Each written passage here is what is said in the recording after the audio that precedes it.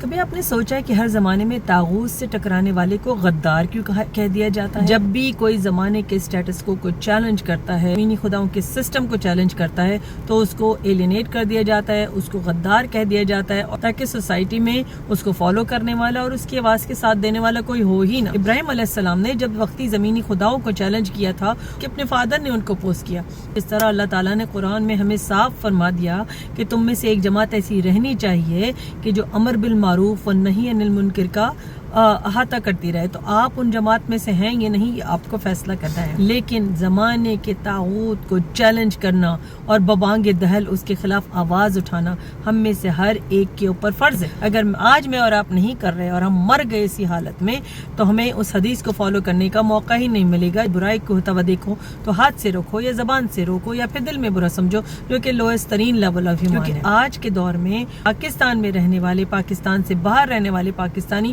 اسی طاغوتی سسٹم کا شکار ہیں، اسی طاغوتی سسٹم سے نبرت آزما ہے۔